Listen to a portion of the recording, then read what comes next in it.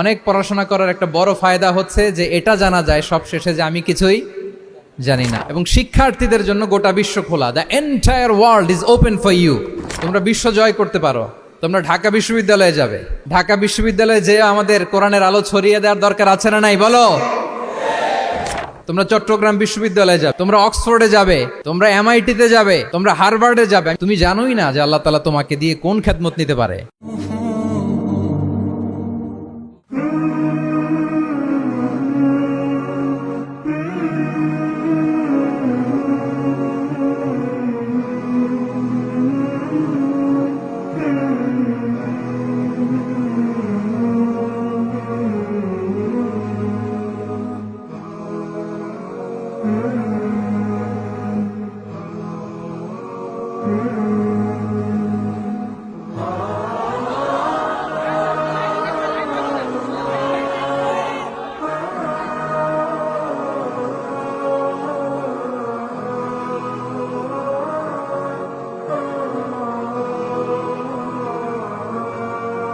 আসসালামু আলাইকুম ওয়া রাহমাতুল্লাহি ওয়া বারাকাতুহু। নাহমাদুহু ওয়া নুসাল্লি আলা রাসূলিহিল কারীম। আম্মা বা'দু ফাআউযু বিল্লাহি মিনাশ শাইতানির রাজীম। বিসমিল্লাহির রাহমানির রাহিম। আফালা ইয়াতাদাব্বারুনাল কুরআন আম আলা কুলুবিন আকফালুহা। সাদাকাল্লাহুল আযীম। রাব্বি ইশরাহ লি সাদরি ওয়া ইয়াসসির লি আমরি ওয়াহলুল উকদাতাম মিন লিসানি ইয়াফকাহু কওলি।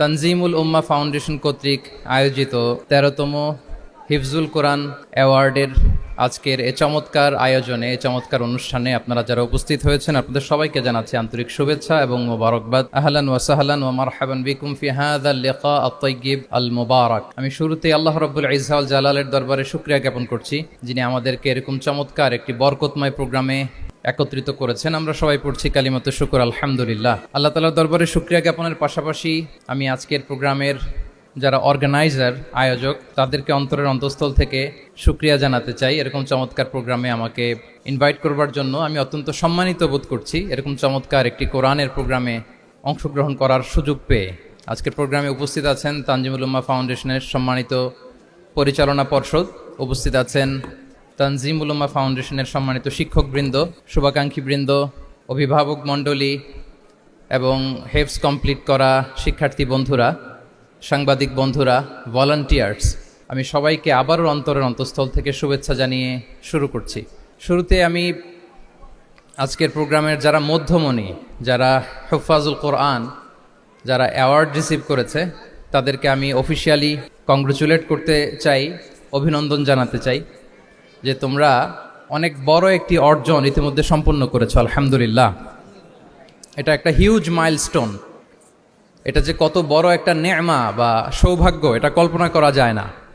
যে কোরআনকে বলা হয় এটা বিয়ন্ডলেস, বাউন্ডলেস, বটমলেস, মহাবিশ্বের মহাবিশ্বয় মহাগ্রন্থ আল কোরআন আল কারিমকে তোমরা তোমাদের সিনায় ধারণ করেছো। এটা অনেক বড় সৌভাগ্যের একটা ব্যাপার। আল্লাহ তাআলা ইরশাদ করছেন, ইন্না নাহনু নাজ্জালনা যিকরা ওয়া ইন্না লাহু লাহাফিযুন। নিশ্চয় আমি এই কোরআনকে নাজিল করেছি এবং এই কোরআন আল কারীমকে সংরক্ষণের দায়িত্ব আমি নিজেই নিয়েছি। কোরআন আল কারীমকে পৃথিবীতে প্রিজার্ভ করা বা সংরক্ষণ করা এটা আল্লাহ তাআলা তোমাদের মাধ্যমে করেছে। আলহামদুলিল্লাহ সুম্মা আলহামদুলিল্লাহ। এটা অনেক বড় সৌভাগ্যের ব্যাপার এবং সবার নসিবে এটা থাকে না। যাদেরকে আল্লাহ তাআলা পছন্দ করেন, যারা চুজেন পার্সোনালিটি টু আল্লাহ সুবহানাহু ওয়া তাআলা, শুধুমাত্র কেবলমাত্র একমাত্র তাদেরকেই আল্লাহ তাআলা এই সৌভাগ্য দান করেন। তো এই যে মাইল ফলক তোমরা স্পর্শ করেছো, এটা তোমাদের জীবনের অনেক বড় একটা অর্জন এবং নানা ধরনের খুশ নসিব তোমাদের ব্যাপারে ঘোষিত হয়েছে হাদিসে।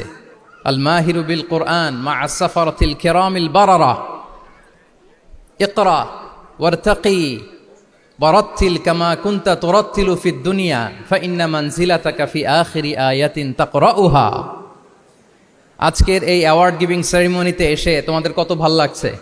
সবার চেয়ে তোমরা আলাদা, স্পেশাল পোশাক তোমাদের জন্য ক্রেস্ট দেয়া হয়েছে, সামনে এসে ফটো সেশনে অংশগ্রহণ করছো। এর চেয়েও অনেক বড় একটা কনফারেন্সে, এর চেয়ে অনেক বড় একটা কনভেনশন হলে, এর চেয়ে অনেক বড় আয়োজন করে সেদিন তোমাদেরকে বলা হবে ইকরা, ওয়ারতাকি ওয়ারাত্তিল কামা কুনতা তুরাত্তিলু ফিদ দুনিয়া, পড়ো ধীরস্থির ভাবে পড়ো, যেমনি দুনিয়াতে পড়তে তার তিলের সাথে। ঠিক যতটুকু পড়বে ততটুকু করবা, আল্লাহর সান্নিধ্য তোমরা পাবে। যতটুকু পড়বে ঠিক ততটুকু জান্নাতে তোমাদের ভবনগুলো উঁচু হতে থাকবে। আল্লাহু আকবার। এখন তোমাদের কেমন ফিল হচ্ছে এই দুনিয়াতেই যদি এত চমৎকার অ্যাওয়ার্ড গিভিং সেরিমনিতে তোমাদেরকে সম্মান দেওয়া হয়, সেদিনের সেই প্রোগ্রামে যদি তোমরা অংশগ্রহণ করতে পারো, কেমন লাগবে তোমাদের বলো? ভাল লাগবে সেদিন? আমরা সেদিনের সেই মাহেন্দ্র ক্ষণে যেন আমরা রিওয়ার্ডেড হতে পারি, পুরস্কৃত হতে পারি, সেই প্রত্যাশা আমরা আল্লাহর কাছে রাখছি। আমরা সবাই পড়ছি আল্লাহুম্মা আমিন। তো এই যে বিশাল এক কর্মযজ্ঞ তোমরা শেষ করেছো, আল্লাহর কালামকে তোমরা হেফজ করেছো, এখানেই শেষ নয়। This is just beginning. এটা কেবল শুরু। এটা কেবল কি? এটা কেবল শুরু। এই যে মাইল ফলক তোমরা স্পর্শ করেছো, এরপরে অনেক দূর তোমাদেরকে যেতে হবে। মাইলস টু গো, অনেক দূর যেতে হবে। এখন যেটা তোমাদের করতে হবে, কনসিস্টেন্ট রিভিশনে থাকতে হবে, মোরাজা করতে হবে এই কোরআনকে। এই কোরআনকে হেফজ করে ফেলা এটা সহজ, কিন্তু এটাকে টিকিয়ে রাখা বড্ড কঠিন। আমরা অনেক হাফেজে কোরআনদের সাথে পরিচয় হয়, তারা বলে যে শেখ হেফজ করেছিলাম কিন্তু এখন মনে নাই, ভুলে যায়। তো হেফজ করে ফেলাটা সহজ, কিন্তু এটা সিনায় রাখা মরণ অবধি, যতদিন দুনিয়াতে বেঁচে থাকি ঠিক ততদিন এই কোরআনকে প্রিজার্ভ করা, সিনাতে রাখা, এটা বড্ড কঠিন, অনেক বড় চ্যালেঞ্জ এটা তোমাদের জন্য। সো এই continuous revision of the holy Quran, এটা তোমাদের লাগবে। আল মুদাওয়ামাতু আলা কিরাআতিল কোরআন, প্রতিদিন ডেইলি বেসিসে এটা তোমাদের ডেইলি ওজিফা করে নিতে হবে। আমি সম্মানিত অভিভাবকবৃন্দ যারা আছেন তাদেরকেও বলবো যে এটা একটা টিম ওয়ার্ক, আপনাকেও হেল্প করতে হবে এখানে। আপনার বাচ্চা কোরআন তেলাওয়াত করবে, আপনাকে শোনাবে, আপনি তাদেরকে শোনাবেন।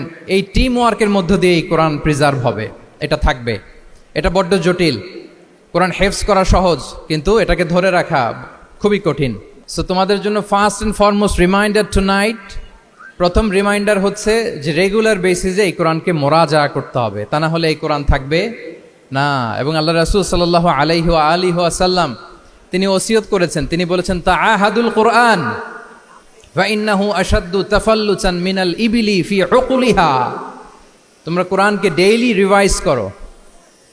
যারা তোমরা হেফজ কমপ্লিট করেছো, হাফাজাতুল কোরআন, তোমাদেরকে উদ্দেশ্য করে আল্লাহ রাসূল সাল্লাল্লাহু আলাইহি ওয়া আলিহি ওয়াসাল্লাম বলেন যে তাআহাদুল কোরআন, তোমরা ডেইলি বেসিসে কোরআনকে কি করো? রিভাইজ করো, রিভিশন দাও, মুরাজা করো, এটাকে সম্মান করো। ফাইন্নাহু আশাদ্দু তাফাল্লুচান মিনাল ইবিলি ফি উকুলিহা, কেননা পোষ মানানো হয়নি এরকম কোনো বন্য উট যদি এটা রশি ছেড়ে দেওয়া হয়, এটা যেমনি ছুটে পালায়, দৌড়ে পালায়, এটারে ফিরে আনা যেমনি কঠিন, কোরআন হেফজ করার পরে, মুখস্থ করার পরে কেউ যদি ভুলে যায়, ওইটারে আবার রিভাইভ করা তার চেয়েও বেশি কঠিন। তো এই জন্য ডেইলি বেসিসে রিভাইজ করতে হবে। এবং আল্লাহ রাসূল সাল্লাল্লাহু আলাইহি ওয়া আলিহি ওয়াসাল্লাম তিনিও যাতে ভুলে না যান, বারবার কোরআন পড়তেন, বারবার রিভাইজ করতেন। রাসূল সাল্লাল্লাহু আলাইহি ওয়াসাল্লামের কষ্ট হয়ে যেত, ফলে আল্লাহ তাআলা বলেছেন লা তুহাররিক বিহি লিসানাকা লিতা'জালা বিহি ইন্না আলাইনা জামাআহু ওয়া কুরআনা ফাইদা ক্বরানাহু ফাত্তাবি' কুরআনা। নবী, আপনি তাড়াহুড়ো করে, এত কষ্ট, এত প্রেশার আপনার উপর নেওয়ার দরকার নেই, আমি আপনাকে পড়িয়ে দেব।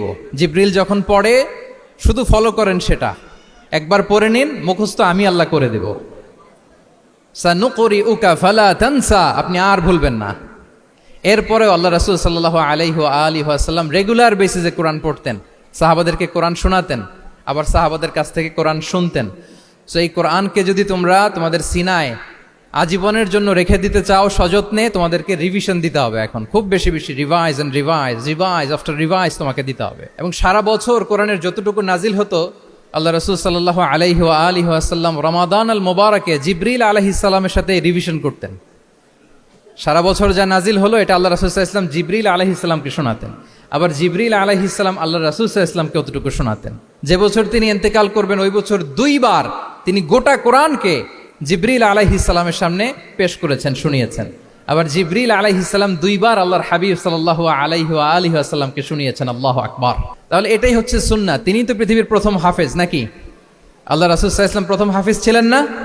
উনি রেখেছেন কিভাবে কোরআনকে? প্রিজার্ভ করেছেন কিভাবে? রিভিশনের মাধ্যমে, রিভিশন অ্যান্ড রিভিশন।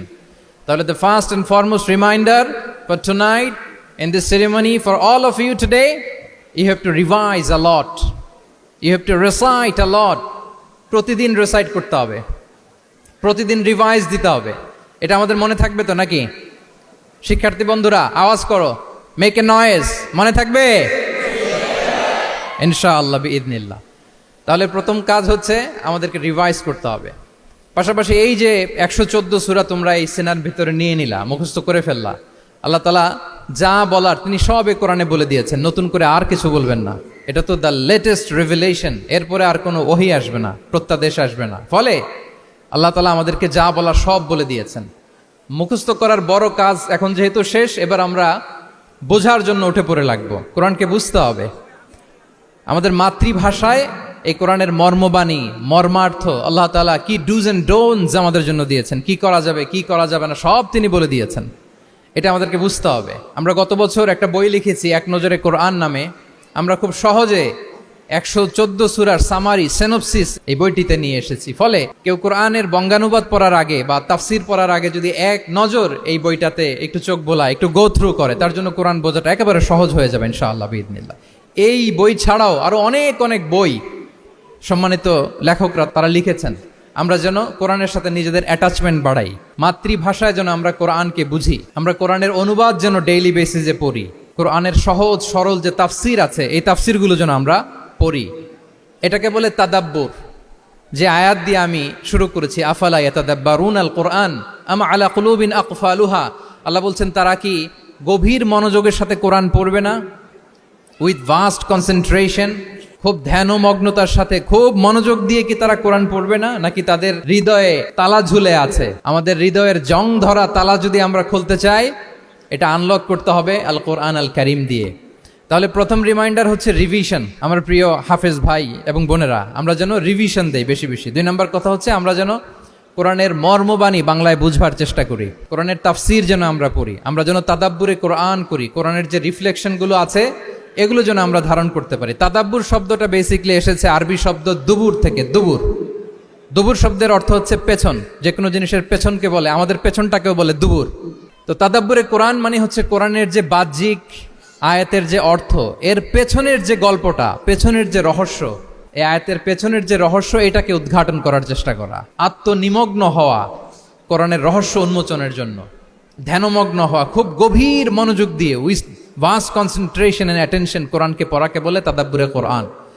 তাহলে রিভিশনের পাশাপাশি আমাদেরকে তাদাব্বুরে কোরআন করতে হবে। কি পারা যাবে তো ইনশাআল্লাহ? এই কোরআন যে তোমাদেরকে কোথায় নিয়ে যাবে তুমি জানোই না, তোমার কোনো আইডিয়াই নাই এই যে কোরআন তোমাদেরকে কোথায় নিয়ে যেতে পারে। এবং শিক্ষার্থীদের জন্য গোটা বিশ্ব খোলা, the entire world is open for you. তোমরা বিশ্ব জয় করতে পারো। তোমরা ঢাকা বিশ্ববিদ্যালয়ে যাবে, তোমরা চট্টগ্রাম বিশ্ববিদ্যালয়ে যাবে। এই যে তোমাদের এক বড় ভাই বসে আছে, ডাকসুর ভিপি সাদিক কায়েম।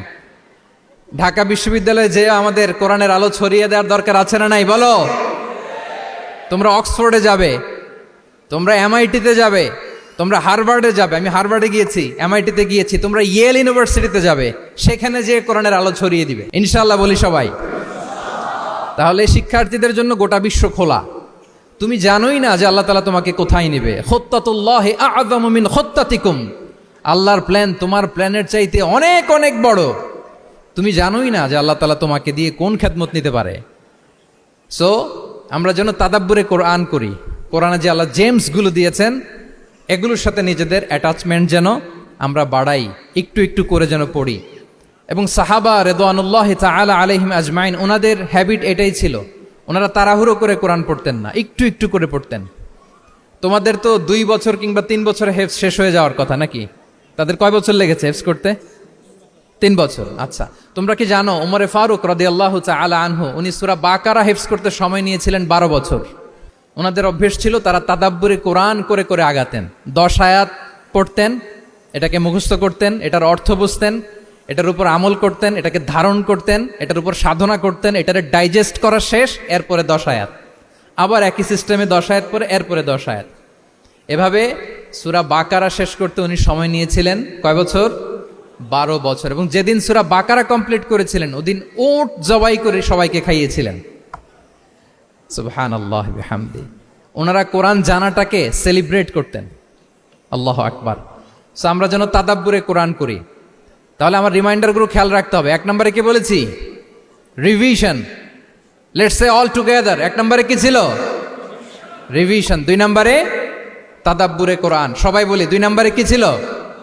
তাদাব্বুরে কোরআন, বুঝে বুঝে কোরআনের মেসেজগুলোকে হৃদয়ঙ্গম করা, একটু একটু করে হৃদয়ঙ্গম করা, একবারে সব না। কারণ কোরআন নাজিলও হয়েছে একটু একটু করে।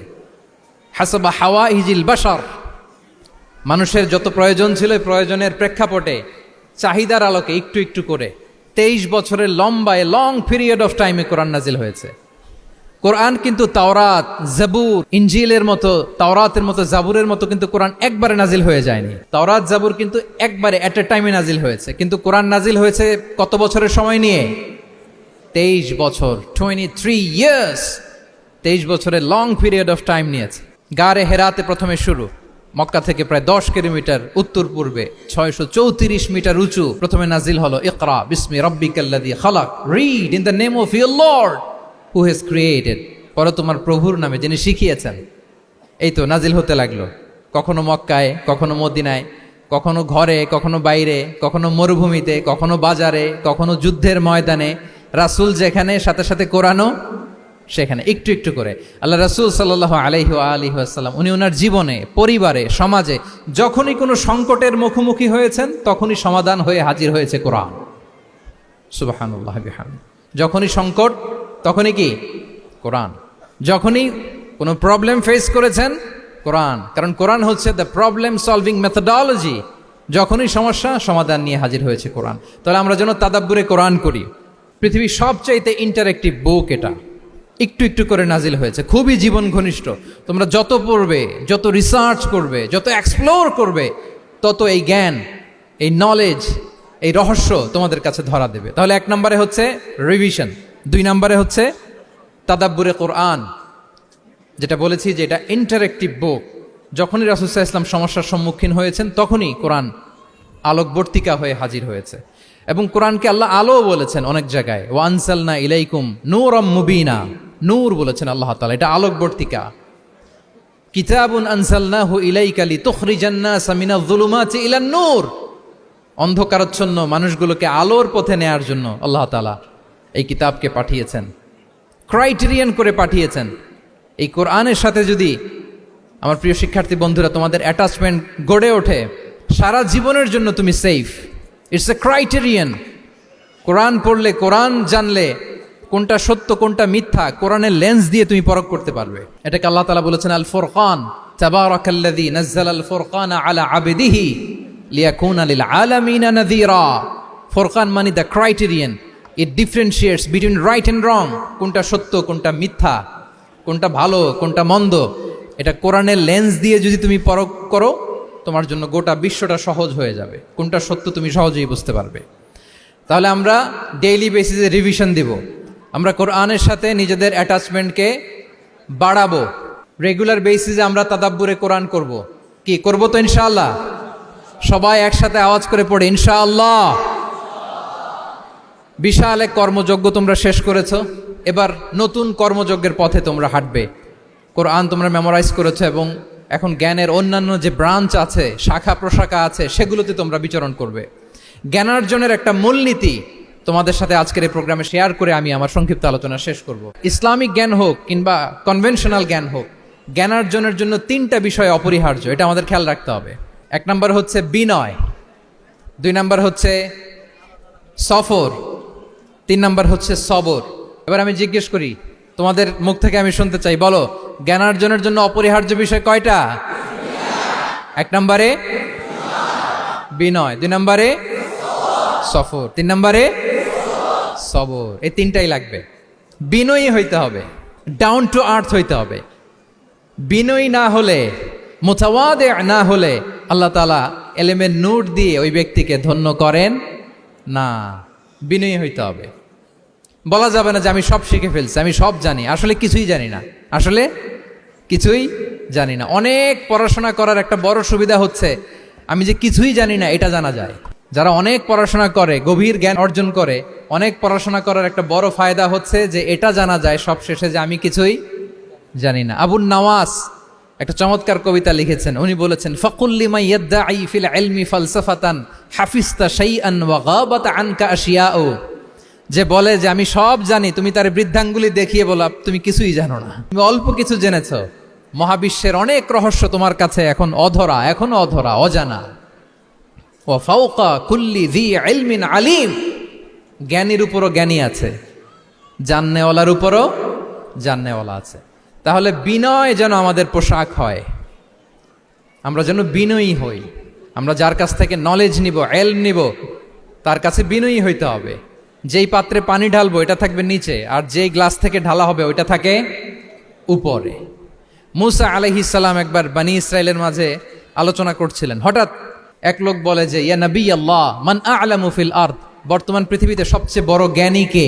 তো মুসা আলাইহিস সালাম বলে ফেললেন আনা, আমি সবচেয়ে বড় জ্ঞানী। এটা ভুল বলেন নাই, কারণ যাকে আল্লাহ তাআলা ওহির জ্ঞানে ধন্য করেন তিনিই তো সবচেয়ে বড় জ্ঞানী। তো আল্লাহ তাআলা এই রেসপন্সটা, এই আনসারটা পছন্দ করেন না। আল্লাহ তাআলা চাচ্ছিলেন মুসা আলাইহিস সালাম যদি বলতো যে আল্লাহই ভালো জানে বা আল্লাহু আ'লাম, আল্লাহই সবচেয়ে জ্ঞানী, এটা আল্লাহ পছন্দ করতেন। তো উনি যখন বলে ফেলছেন আমি, আল্লাহ বলে না মুসা, তুমি যে বলে ফেললে আমি সবচেয়ে বড় জ্ঞানী, তুমি তো সবচেয়ে বড় জ্ঞানী নও, তোমার চেয়ে বড় জ্ঞানী আছে। শুনে তো মুসা আলাইহিস সালাম অবাক, কি আমার চেয়ে বড় জ্ঞানী কোথায়? আল্লাহ বললেন ইযহাব ইলা মাজমাইল বাহরাইন, দুই সাগরের মিলনস্থলে যাও, ওখানে আমার এক বান্দা আছে ইসমুহু খাদির। ওই খাদির, যারে আমরা বাংলায় খিজির বলি আর কি, এই খিজির তোমার চেয়েও জ্ঞানী। আল্লাহু আকবার। আপনারা সূরা কাহাফের তাফসীর পড়লে জানতে পারবেন। গেলেন, নৌকার মধ্যে বসা, হঠাৎ একটা চড়ুই পাখি এসে সাগরের পানি খাচ্ছে। অনেক, to make the long story short, বড় স্টোরিকে আমি ছোট করে বলছি। দুইজন নৌকায় বসা, একটা চড়ুই পাখি এসে সাগরের পানি খায়। তো খিজির আলাইহিস সালাম বললেন মুসা, চড়ুই পাখিটা দেখতে পাচ্ছ? মুসা আলাইহিস সালাম বললেন হ্যাঁ দেখতে পাচ্ছি। চড়ুই পাখি যে পানি খেলো এইমাত্র, এটা দেখেছো? হ্যাঁ দেখেছি। পানি খাওয়ার কারণে চড়ুই পাখির চঞ্চুতে, মানে ঠোঁটে যে একটু সাগরের ছিটে ফোটা পানি লেগেছে, দেখেছো? মুসা আলাইহিস সালাম বললেন হ্যাঁ দেখেছি। তো খিজির আলাইহিস সালাম বললেন এই যে সাগর থেকে, মহাসাগর থেকে পানি খাওয়ার কারণে চড়ুই পাখির ঠোঁটে সামান্য সাগরের ছিটে ফোটা পানি যতটুকু ঠোঁটে লেগে আছে, এটা হচ্ছে তোমার, আমার আর মহাবিশ্বে আমরা যারা আছি সবার জ্ঞান। আর এই পড়ে থাকা মহাসাগরের পানি হচ্ছে আল্লাহর জ্ঞান। চড়ুই পাখির ঠোঁটে লাগা পানি তোমার, আমার আর পৃথিবীর সবার, আমাদের যে জ্ঞান আল্লাহ দিয়েছেন এটা। আর মহাসাগরের পানিগুলো কার জ্ঞান? ওয়ামা উতীতুম মিনাল ইলমি ইল্লা কালিলা। আল্লাহ বলেন একেবারে একেবারে ভেরি লিটল, যত সামান্য জ্ঞান দিয়ে আমি তোমাদেরকে দুনিয়ায় পাঠিয়েছি। এজন্য আমি সব জানি, এটা আজকে থেকে আমরা আর বলবো? আমার শিক্ষার্থী বন্ধুরা নয়েজ করো, বলো আমরা বলবো আল্লাহু আ'লাম। আল্লাহ ভালো জানেন। সাহাবাদের এই বৈশিষ্ট্য ছিল, ওনারাও বলতেন আল্লাহু ওয়া রাসূলুহু আ'লাম, আল্লাহ এবং আল্লাহ রাসূল ভালো জানেন। এবং আমাদের ক্লাসিক স্কলারদের এই বৈশিষ্ট্যটা ছিল, অনেক প্রশ্নের উত্তর ওনারা দিতেন না। আমাদেরকে তো প্রশ্ন করলে আমরা হুটহাট উত্তর দিয়ে দিই। অন অ্যান অ্যাভারেজে 10টা প্রশ্ন করলে ইমাম মালিক এর মধ্যে অধিকাংশ প্রশ্নের উত্তরে বলতেন আনা লা আ'লাম, আমি জানি না। আমি জানি না এটা যখন আমরা বলতে শিখি, তখনই বেসিক্যালি আমরা নলেজেবল হয়ে উঠি, জ্ঞানী হয়ে উঠি। তাহলে জ্ঞানার্জনের জন্য অপরিহার্য কয়টা বিষয় বলেছিলাম, মনে আছে না? ঘটনা শুনতে শুনতে কয়টা মোট? 1 নম্বরে বিনয়। আমরা বিনয়ী হব। আওয়াজ করে বলি আমরা কি হব? আমরা বিনয়ী হব। এই যে আমরা কোরআন হেফজ করলাম, এরপরে তুমি যদি বুখারী হেফজ করো, মুসলিম হেফজ করো, এটা তোমার বাহ্যিক জ্ঞান অর্জন হয়েছে। জ্ঞানের দুইটা সাইড, একটা ইন্টারনাল নলেজ আর একটা হচ্ছে এক্সটার্নাল নলেজ। বাহ্যিক জ্ঞান এটা হয়েছে, আরেকটা আছে ইন্টারনাল নলেজ, এটাকে বলে অন্তর্নিহিত জ্ঞান। ইলমে লাদুন্নি ওয়া আল্লামনাহু মিন লাদুন্না ইলমা। এইটা শুধু কোরআন হেফজ করলেই হয় না, এটা কোরআন পড়ার পরে, হাদিস পড়ার পরে, এগুলোর উপর আমল করার পরে, বছরের পর বছর সাধনা করার পরে আল্লাহ তাআলা কোনো ব্যক্তিকে ইলমের নূর দেন। এটা এত সহজ না। আমরা এক্সটার্নাল নলেজ, বাহ্যিক জ্ঞান খুব সহজেই রিসিভ করতে পারি, কিন্তু ইন্টারনাল নলেজ, যেটা অন্তর্নিহিত জ্ঞান, যেটা তোমার দূরদৃষ্টি বাড়াবে, তোমার ফেরাসাত বাড়াবে, তোমার বিচক্ষণতা বাড়াবে, তোমার ফারসাইটেডনেসকে বাড়াবে, ওই অন্তর্নিহিত জ্ঞানের জন্য বছরের পর বছর সাধনা করতে হয়। সো আমরা যেন বিনয়ী হই, এটা হচ্ছে নাম্বার 1।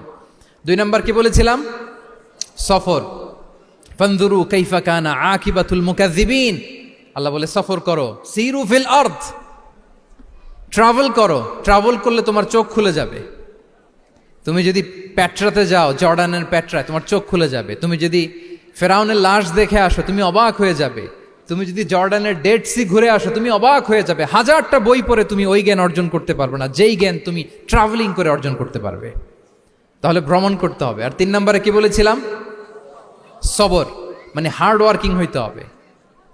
পরিশ্রমের কোনো বিকল্প নাই। There is no alternative to be hard working.